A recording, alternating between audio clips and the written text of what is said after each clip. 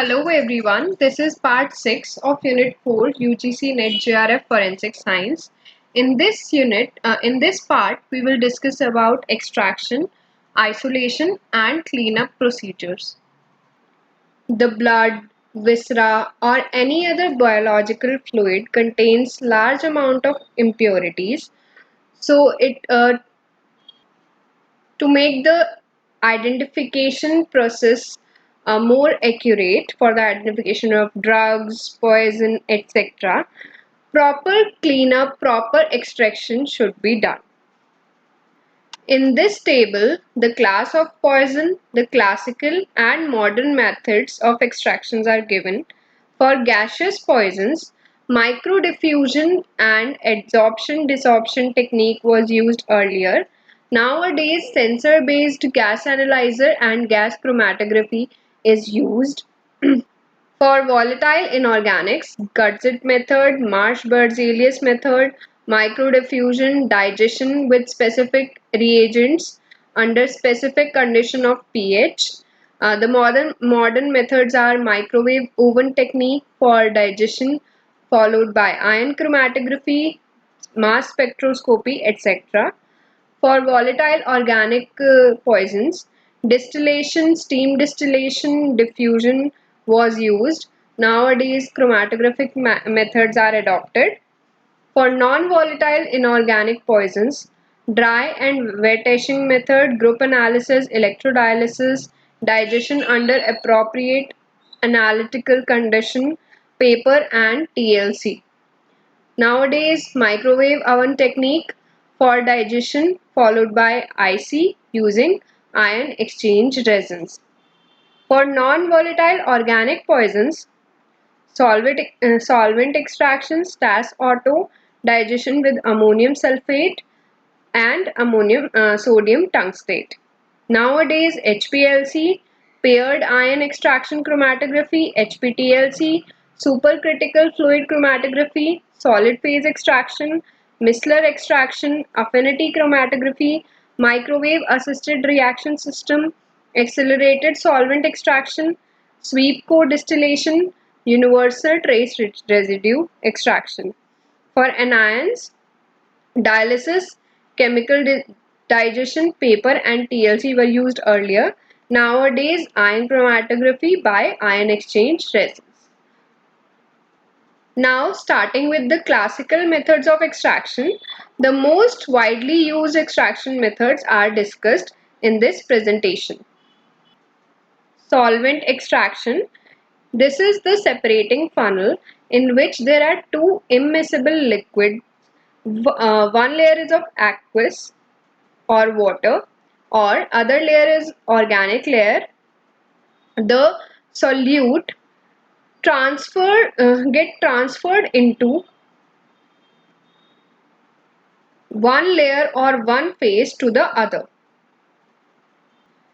Distillation, as we all know, the liquid sample is heated and it gets converted into the vapor, and to the other side these vapors were cooled and again condensed back into the liquid form.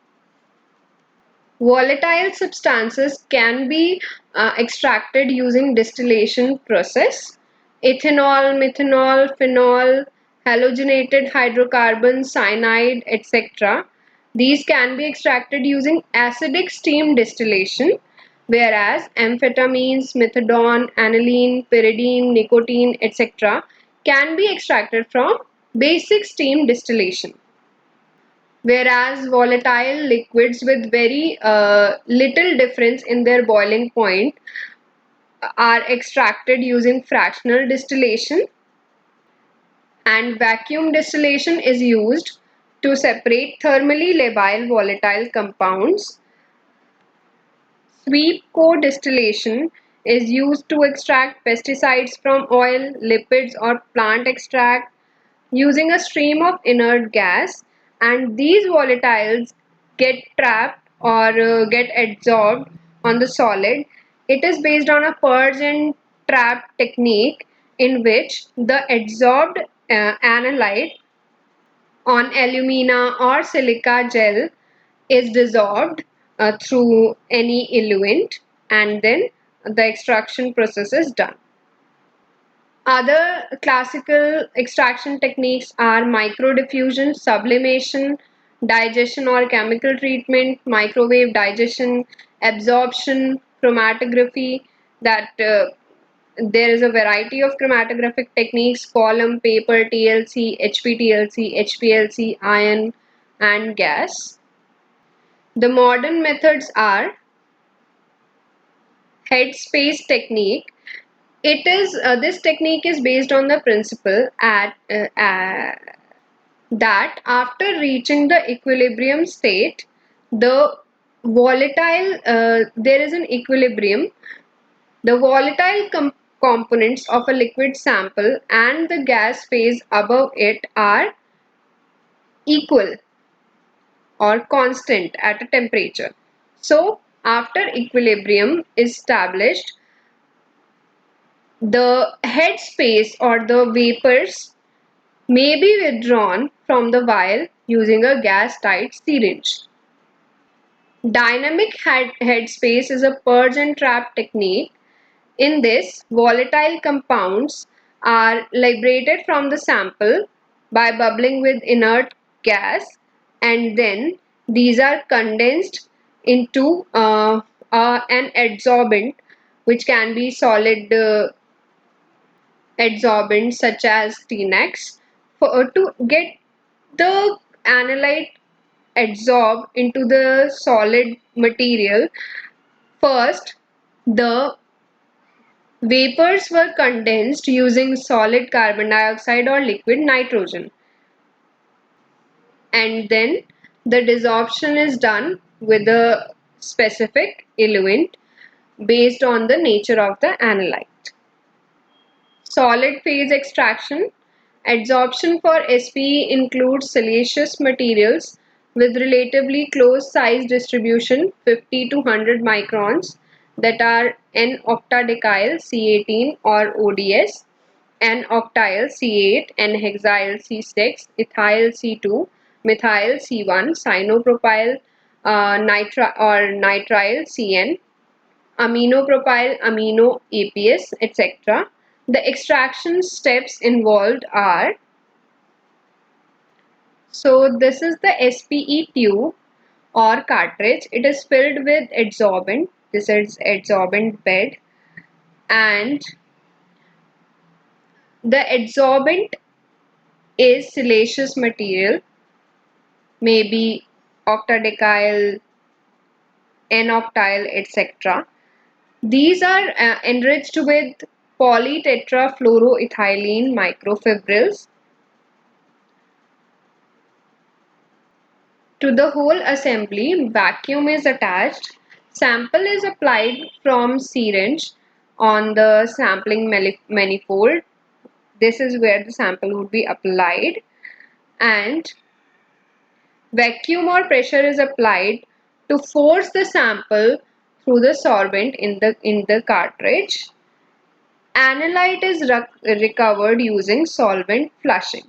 So first we'll add the sample. The sample get adsorbed on this bed, and after adsorption we will flush the solvent, the required solvent. The solvent solubilize the analyte and then will pass through the SPE cartridge. Phases of SPE cartridges.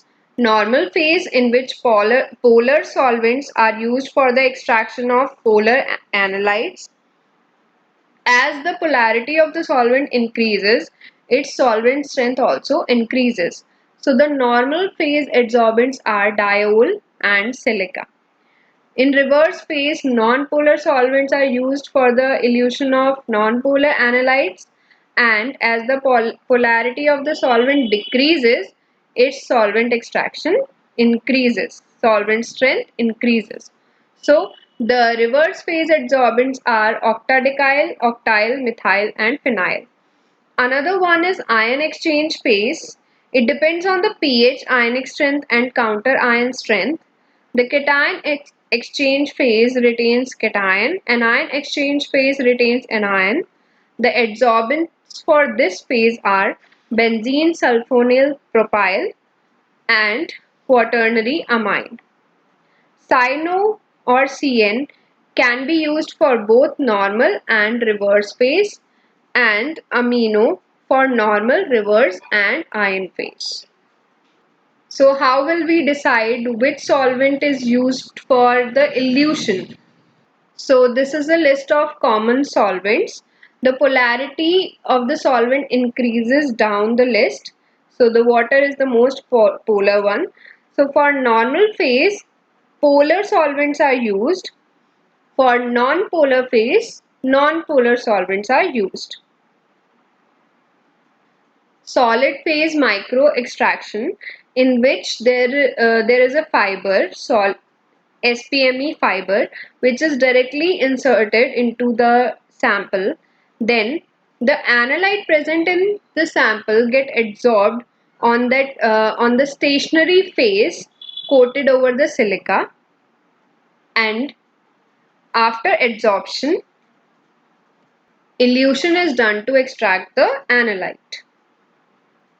Other techniques: supercritical fluid extraction, micellar extraction, microwave assisted reaction system, universal trace residue extraction, accelerated solvent extraction, size exclusion chromatography, hyphenated techniques, various chromatographic techniques, various spectroscopic techniques, etc. Now, the procedure of extraction of volatile poisons by distillation.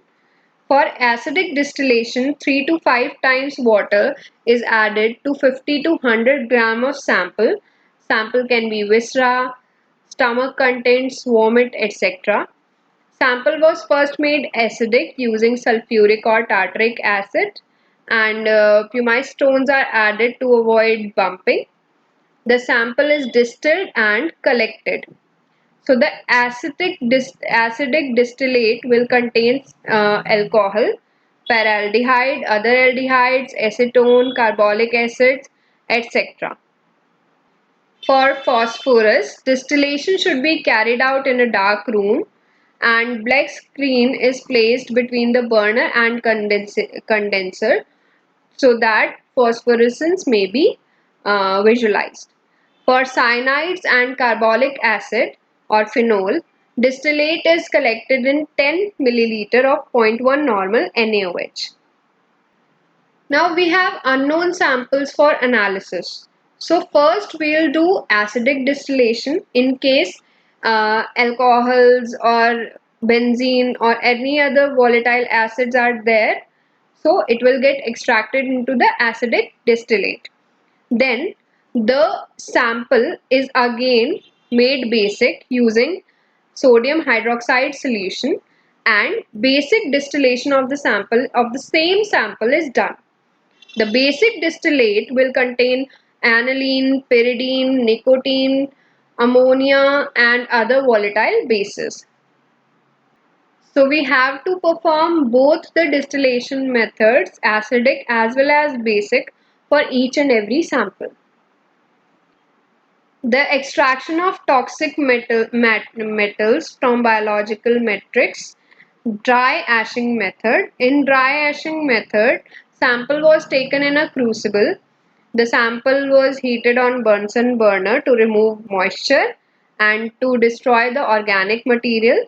Then the crucible was kept in muffle furnace at 550 degrees Celsius for 1 hour for complete charring.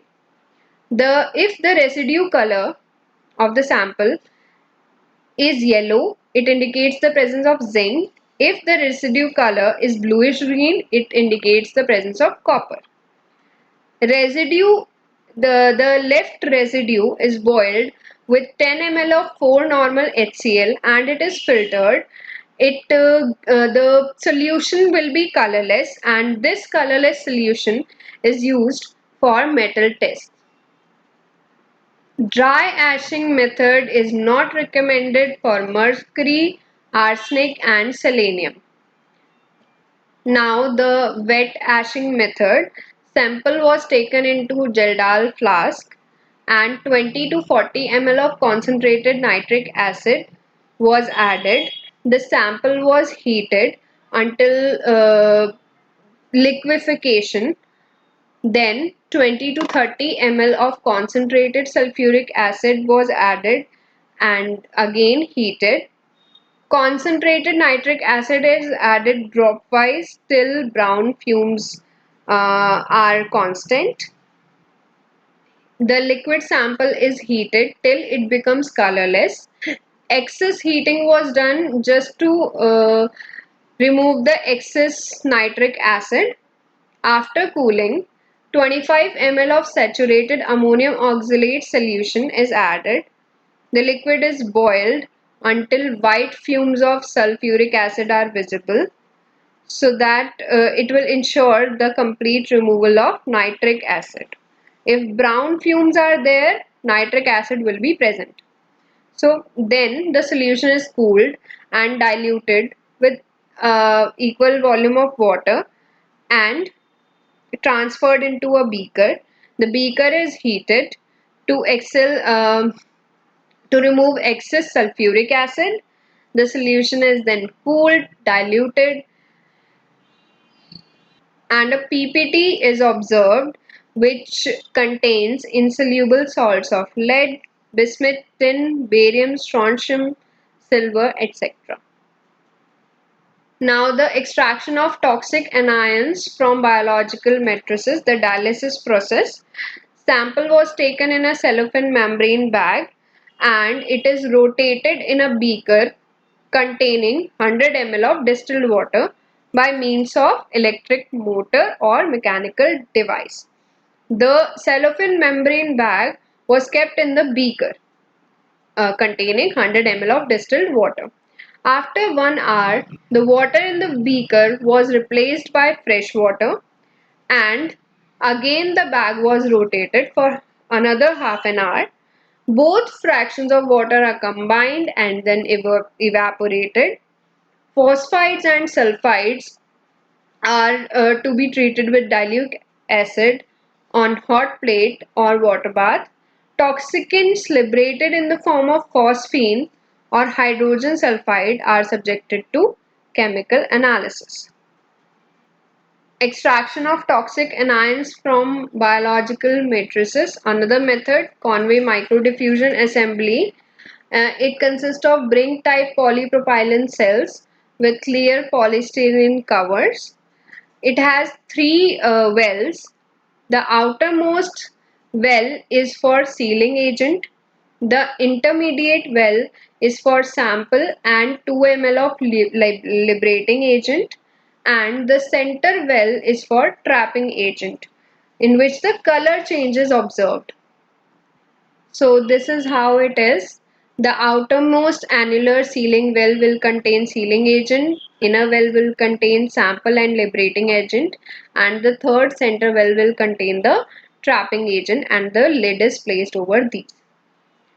So 10% sulfuric acid is used as the sealing and liberating agent for carbon monoxide, whereas palladium chloride is used as the trapping agent. So the color of the trapping agent will changes to black in presence of carbon monoxide. For ethanol and methanol, saturated sodium carbonate solution are used as sealing and liberating agents, and for trapping, acidified potassium dichromate is used and its color will change to green.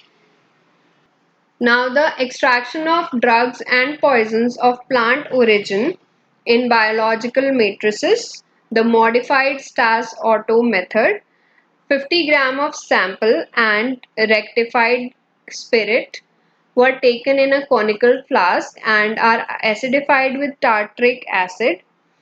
The mixture was heated on steam bath for 1 to 2 hours through shaking at regular intervals, and then kept it steam off for 24 hours and then filtered.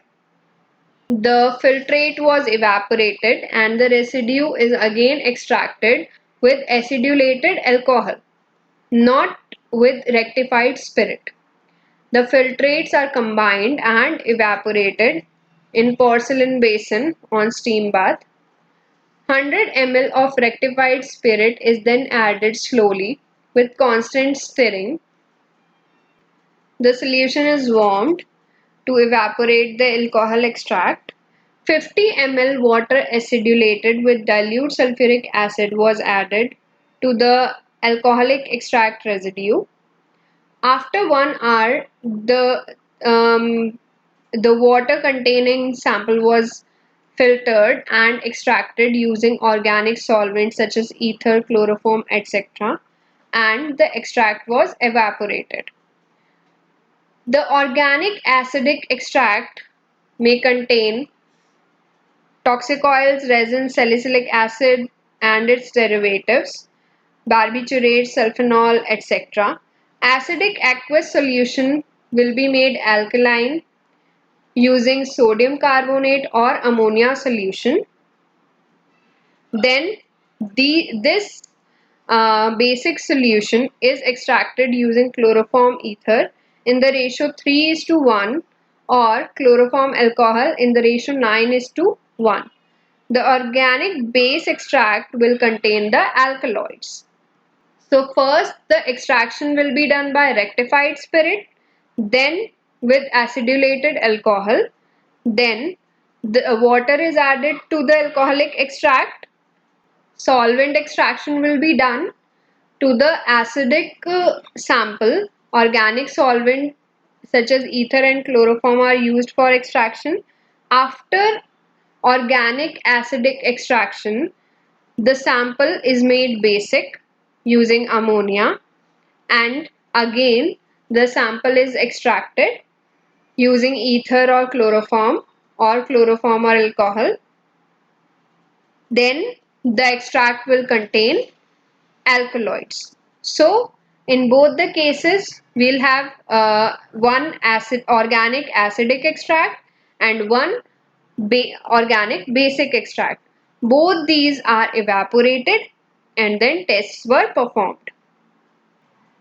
Further modifications were done in modified Stas-otto method.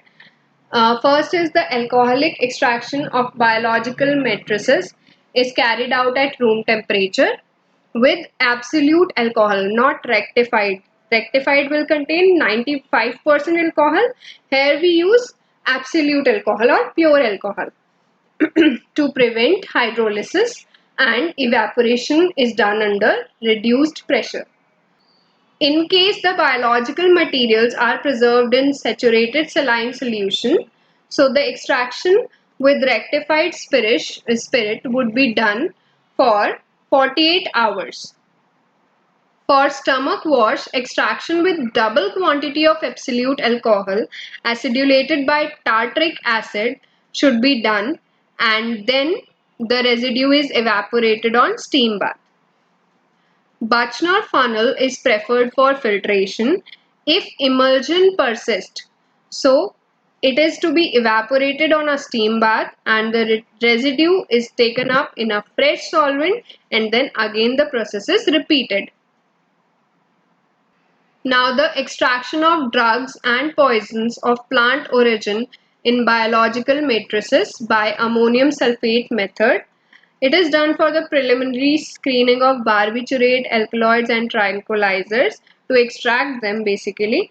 So 100 ml of 5% acetic acid is added to 50 to 100 gram of macerated viscera into a 600 ml beaker.